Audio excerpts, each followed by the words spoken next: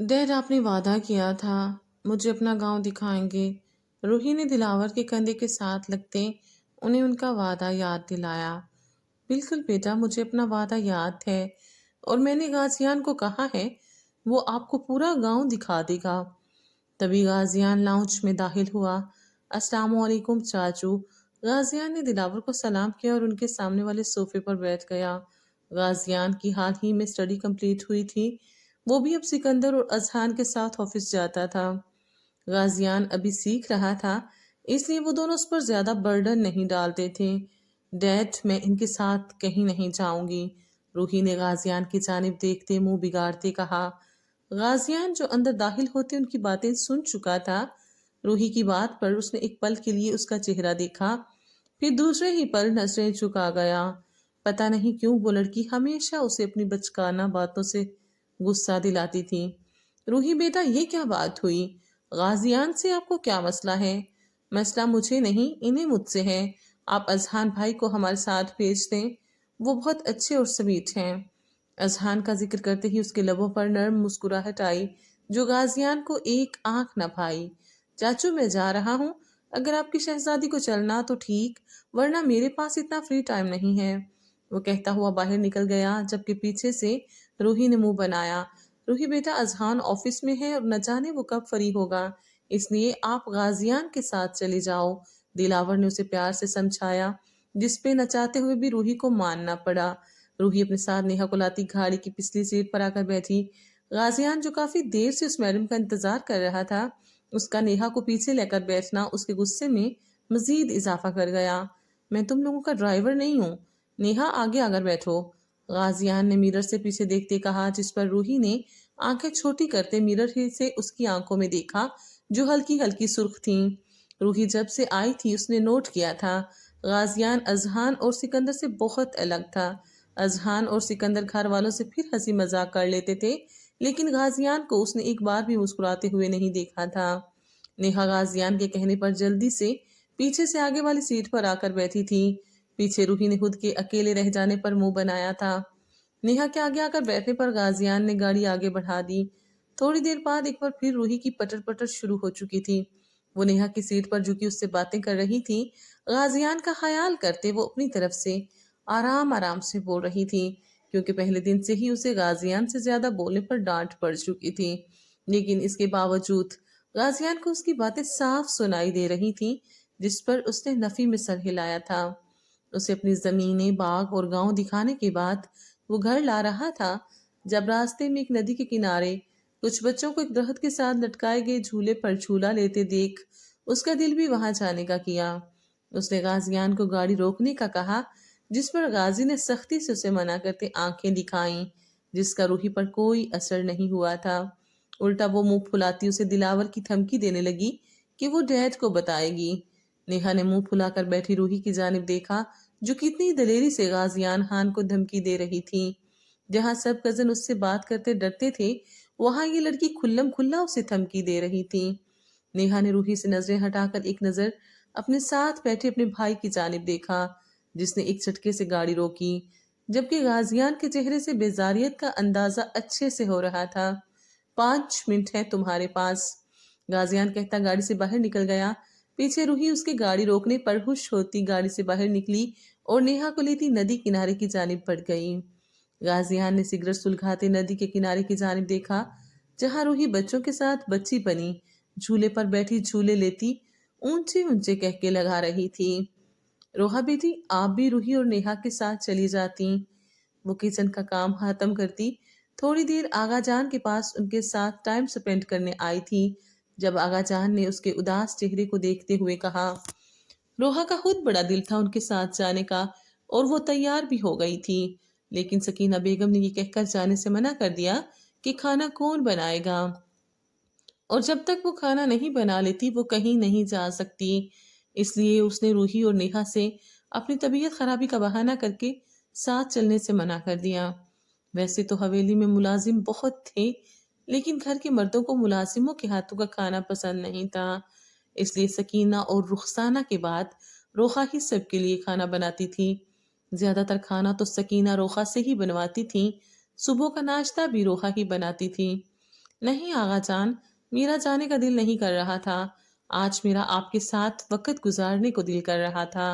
روخا جوتے اتار کر بیڈ پر آغا جان کے ساتھ بیٹھی۔ میرا بچہ، آغا جان نے اس کے سر پر ہاتھ رکھا۔ آغا جان آپ سے ایک بات پوچھوں؟ روخا آغا جان کے کندھے پر سر رکھتے گویا ہوئی، ایک کیا تم ہزار باتیں پوچھو۔ آغا جان، کیا میں بری ہوں؟ روحا کا لہجہ نم ہوا۔ نہیں، میری بچی تو بہت اچھی ہے، بلکہ ایک ہیرا ہے۔ آپ جیسی بیٹیاں تو قسمت والوں کو ملتی ہیں۔ اگر میں اتنی اچھی ہوں تو بابا مجھے چھوڑ کر کیوں چلے گئے؟ ماما کو تو اللہ نے اپنے پاس بلا لیا، لیکن بابا تو میرے ساتھ رہ سکتے تھے، پھر انہوں نے مجھے کیوں نہیں اپنایا؟ روخا روتے ہوئے گھٹی گھٹی آواز میں بولی، جس پر آغا جان کا دل تڑپ گیا۔ نہیں میری بچی، روتے نہیں، رونا تو آپ کے باپ کو چاہیے جس نے آپ جیسی بیٹی کو کھو دیا، اور آپ انہیں یاد ہی کیوں کر رہی ہیں؟ ہم ہیں نا آپ کے پاس۔ کیا ہمارا پیار آپ کے لیے کافی نہیں؟ نہیں آغا جان، آپ میرے لیے بہت عزیز ہیں، شاید ہی آپ سے بڑھ کر ہمیں کوئی پیار کرے، لیکن کچھ نہیں، اگر آپ واقعی ہمیں اپنا سمجھتی ہیں تو آپ اس انسان کو یاد کر کے کبھی نہیں روئیں گی۔ آغا جان اس کے سر پر پیار کرتے مان سے بولے، جس پر روحا نے ہاں میں سر ہلایا۔ چلو جلدی سے ہمارے سر کی مالش کر دو، تمہاری ان فضول سی باتوں نے میرے سر میں درد کروا دیا ہے۔ آغا جان مسکرا کر بولے تو روحا بھی مسکراتی جلدی سے اٹھتی ہوئی مالش کی بوتل ڈریسنگ سے اٹھاتی ان کے پاس آئی۔ بچاؤ بچاؤ، بھائی بھائی! غازیان جو سگریٹ پیتا ہوا اپنے موبائل پر مصروف تھا، ندی کے پاس سے مختلف آوازیں سنتا سگریٹ پھینکتا اس جانب بھاگا جہاں نیہا ندی کے کنارے کھڑی بچوں کے ساتھ اونچی اونچی چلا رہی تھی، جبکہ ندی کے بیچوں بیچ کوئی وجود ہاتھ پاؤں چلاتا خود کو بچانے کی کوشش کر رہا تھا۔ اسے پہچاننے میں وقت نہیں لگا تھا۔ بھائی، گڑیا ڈوب رہی ہے، پلیز اسے بچا لیں۔ غازیان کو دیکھتے نیہا اس کی جانب لپکی۔ یہ وہاں کیسے پہنچی؟ لہجہ بے حد پرسکون اور شفاق تھا۔ بھائی، وہ بچوں کے ساتھ پانی میں کھیل رہی تھی اور کھیلتے کھیلتے گہرائی میں چلی گئی۔ پلیز بھائی، گڑیا کو بچا لیں۔ نیہا کا رو رو کر برا حال ہو رہا تھا۔ غازیان کو غصہ تو بہت آیا روحی پر، اور شاید وہ اسے اتنی جلدی بچاتا بھی نہ، لیکن نیہا کا روتے ہوئے بار بار اس سے التجا کرنا اس کو بچانے پر مجبور کر گیا۔ وہ پاؤں سے شوز اتارتا، ہاتھ میں پہنی گھڑی اور شرٹ اتارتا، نیہا کو پکڑائے پانی میں کودا اور کچھ ہی سیکنڈ میں روحی تک پہنچ گیا۔ روحی جو خود کو بچانے کے لیے ہاتھ پیر چلا رہی تھی، اپنی کمر پر کسی کا ہاتھ محسوس کرتی ایک دم سے کسی کے اوپر اٹھانے پر جلدی سے مقابل کی گردن میں بازو سختی سے حمائل کیے چہرہ اس کی گردن میں چھپا کر گہرے گہرے سانس بھرنے لگی۔ غازیان اس کے وجود کو خود سے لگا دیکھ کر اس کی سانس اپنی گردن پر محسوس کرتے کچھ سیکنڈ کے لیے ساکت ہوا۔ زندگی میں پہلی بار کوئی لڑکی اس کے اتنے قریب آئی تھی، ورنہ اپنی اب تک کی زندگی میں اس نے کسی بھی لڑکی کو اپنے پاس پھٹکنے نہیں دیا تھا، مگر آج ایک نرم گرم لمس اپنے وجود پر محسوس کرتے اس کا دل ایک پل کے لیے دھڑکا۔ اپنی حالت سے گھبراتے اس نے فوراً روحی کو خود سے دور پھینکا، جس سے روحی ایک بار پھر پانی میں بہنے لگی۔ غازیان نے جلدی سے آگے بڑھ کر اسے دوبارہ پکڑا تو وہ گہرے سانس بھرتی شکوہ کنہ نگاہوں سے اس کی جانب دیکھنے لگی۔ وہ اس کی نظروں کا مفہوم سمجھتے اسے اگنور کیے اسے لیے ندی کے کنارے کی جانب بڑھنے لگا۔ ندی کے کنارے لاتے اس نے اسے چھوڑا تو نیہا بھاگتی ہوئی اس کے قریب آئی اور ہاتھ میں پکڑی غازیان کی شرٹ اس کے گرد پھیلائی، جبکہ روحی کی اپنی شال پانی میں کہیں بہہ گئی تھی۔ غازیان نے اپنے شوز پہنے، جبکہ نیہا کو اپنی شرٹ اس کے گرد پھیلاتے دیکھ اسے نفی میں سر ہلاتے گاڑی کی جانب قدم بڑھائے۔ رات کا اندھیرا ہر سو ہلکا ہلکا پھیلنا شروع ہو چکا تھا اور سردی بھی بڑھ چکی تھی۔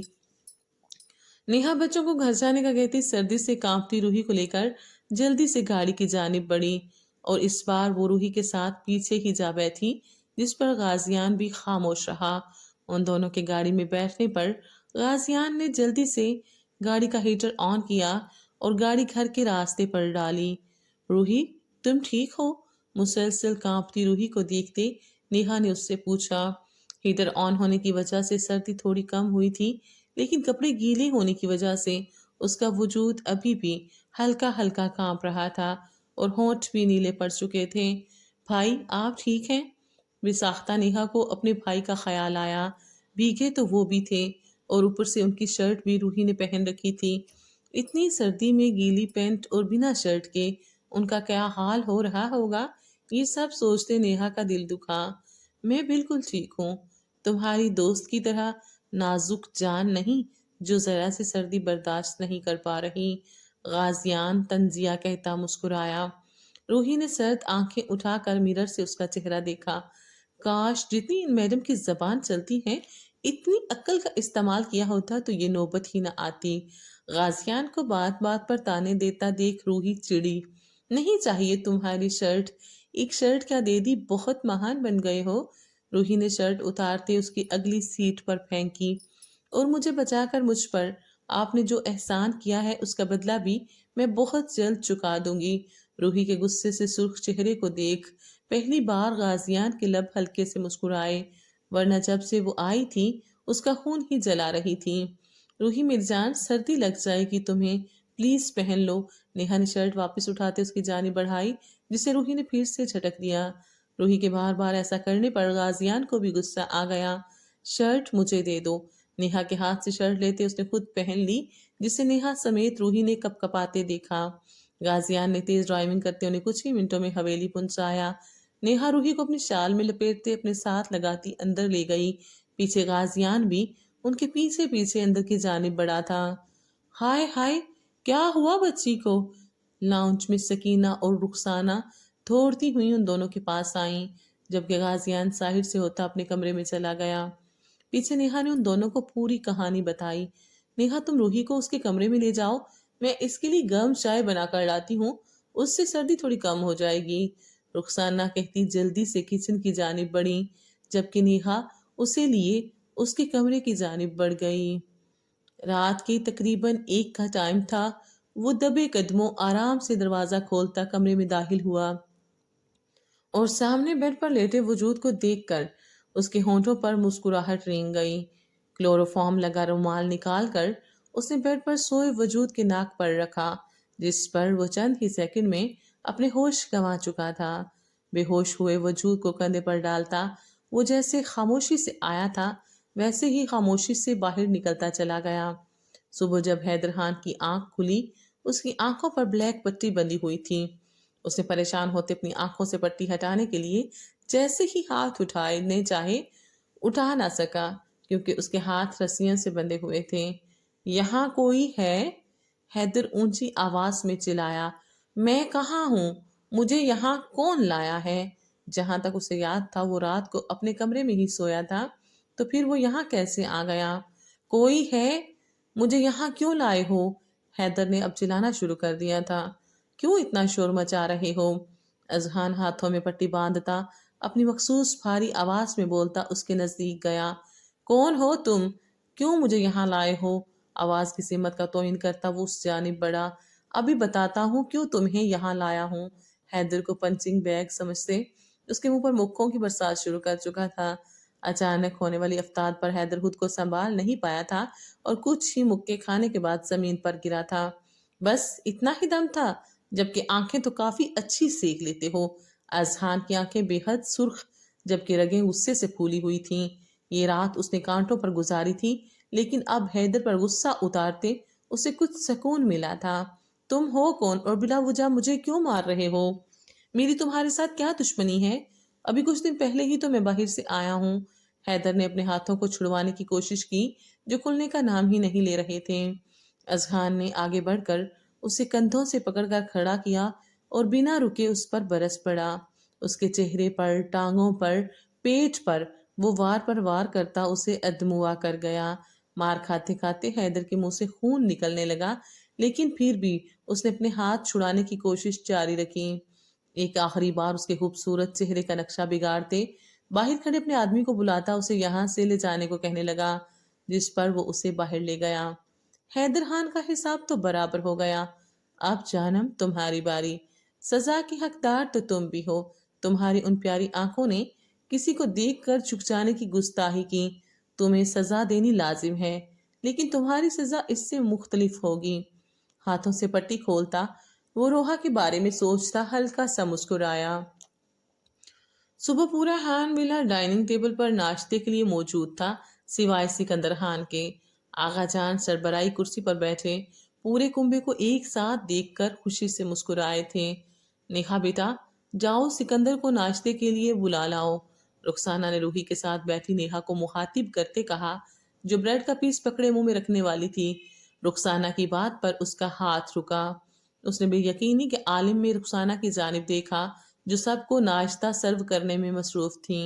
नेहा का दिल किया उनकी बात को नजरअंदाज कर दे, लेकिन जानबूझकर उनकी बात को नजरअंदाज करना उसे ठीक नहीं लगा। अगर वो ना सुनती तो अलग बात थी, मरती क्या न करती। नेहा आहिस्ता आहिस्ता कदम उठाती ऊपर वाले पोर्शन की जानिब बढ़ी। ऊपर वाला पोर्शन सिकंदर और अजहान का था, जबकि उससे ऊपर वाला पोर्शन गाजियान के इस्तेमाल में था। खान हवेली 3 मंजिलों पर मुश्तमिल अपनी मिसाल आप थी। इस हवेली को जदीद तर्ज अमल से तामीर किया गया था, जबकि गाजियान ने अपना पोर्शन खुद तामीर करवाया था अपनी नेचर के हिसाब से।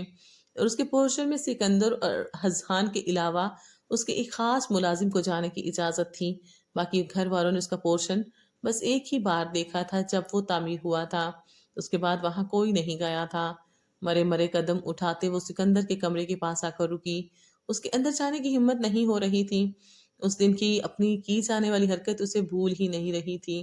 न जाने कैसे उसमें इतनी हिम्मत आई थी कि वो सिकंदर के सामने अपने सर से दुपट्टा उतार गई थी। दुपट्टे के बारे में याद आते ही उसने कंधे पर झूल रहे दुपट्टे को उठाकर अच्छे से सर पर सेट किया और सारी हिम्मत जमा करती दरवाजा नॉक कर गई। लेकिन अंदर से कोई जवाब नहीं आया। उसने दरवाजा दोबारा से नॉक किया, फिर कोई जवाब नहीं आया। एक दिल किया अब वापस चले जाए, लेकिन रुखसाना ताई को जवाब दिए बिना कैसे जाती। तीसरी बार नॉक करने पर जब कोई रिस्पॉन्स नहीं आया तो वो दरवाजा खोलती अंदर दाखिल हो गई, लेकिन कमरा खाली था। कमरा तो बहुत साफ रखा है जनाब ने। हमारा खुद का कमरा इतना साफ नहीं होता जितना इनका है। नेहा उसके कमरे को देखती सराहे बिना न रह सकी। हर चीज सलीके से अपनी अपनी जगह पर पड़ी हुई थी। ऐसे लगता था जैसे कोई इस कमरे में रहता ही नहीं है। नेहा अभी सोचों में डूबी हुई थी जब सिकंदर वॉशरूम का दरवाजा खोलता बाहर आया। दरवाजा खुलने की आवाज पर सिकंदर को खाली टॉवल में देख जल्दी से अपनी आंखों के आगे हाथ रखा और चिल्लाई, आप बिना कपड़ों के बाहर कैसे आ गए? सिकंदर जो उसे अपने कमरे में देख मामला समझने की कोशिश कर रहा था, नेहा की अगली हरकत पर उसके लब मुस्कुराए। ये मेरा कमरा है, मैं कपड़ों में बाहर आऊं या बिना कपड़ों के? तुम होती कौन हो मुझसे सवाल करने वाली? सिकंदर कहता अपनी वार्डरोब की जानिब बढ़ा। मैं मानती हूँ कमरा आपका है, लेकिन अपने कमरे में भी इतनी बेहुदा हरकत कौन करता है? हाथ अभी भी चेहरे पर रखे हुए थे। मैं करता हूँ। सिकंदर अपना ड्रेस निकालते उसकी जानिब बढ़ा। उसके जवाब पर नेहा ने गुस्से से अपनी पहले से बंद हुई आंखें मजीद जोर से मींची। वो ताई अम्मी आपको नाश्ते के लिए नीचे बुला रही हैं। नेहा ने जल्दी से अपने यहाँ आने की वजह बताई और बिना उसकी जानिब देखे दरवाजे की जानिब पलटी। जा कहाँ रही हो? अब आगे गई हो तो जल्दी से मेरे ड्रेस के साथ की टाई और शूज निकाल दो, मैं तब तक चेंज करके आता हूँ। सिकंदर की बात पर नेहा ने हैरानगी से सिकंदर की जानिब देखा, जहां उसकी नजरें उसके चेहरे से होती हुई उसके सीने पर पड़ी। सिकंदर के सिक्स पैक देखकर उसकी आंखें पत्थर की हुईं। उसने आज तक फिल्म और ड्रामों में ही लड़कों के ऐसे सिक्स पैक देखे थे, लेकिन आज लाइव ये नज़ारा देख उसकी दिली मुराद पूरी हुई थी। उसकी नजरें अपने सिक्स पैक पर रुकती देख सिकंदर के लब मुस्कुराए। मैं बेहुदा हरकतें करता हूँ, फिर तुम्हारी हरकत किस जमरे में आएगी? सिकंदर मुस्कुराता हुआ उसके करीब हुआ। सिकंदर की आवाज पर नेहा जैसे होश में आई। उसे अपनी बेहूदगी पर बहुत शर्मिंदगी हुई। वो मैं उसकी जुबान लड़खड़ा रही थी, जबकि अल्फाज अदा होने से इनकारी थे। आप जानबूझकर ऐसे मेरे सामने आए हैं ताकि मुझे शर्मिंदा करके बातें सुना सकें। जब कोई बात न बन सकी तो वो सारा इल्जाम सिकंदर पर लगा गई। मेरे पास इतना फालतू टाइम नहीं होता जो तुम्हें शर्मिंदा करने के प्लान बनाता रहूं और फिर तुम्हारी इंसल्ट कर सकूं। वो काम तुम खुद बखूबी कर सकती हो। चलो अब जल्दी काम पर लग जाओ और ये काम खत्म करके मेरे लिए चाय ले आना। मैं बस चाय पीऊंगा, नाश्ता नहीं करूंगा। सिकंदर उसकी जानिब देखे बिना कहता ड्रेसिंग रूम में बंद हो गया, जबकि पीछे नेहा ने खुद को हजार सलावातें सुनाई। नेहा तू एक नंबर की पागल है।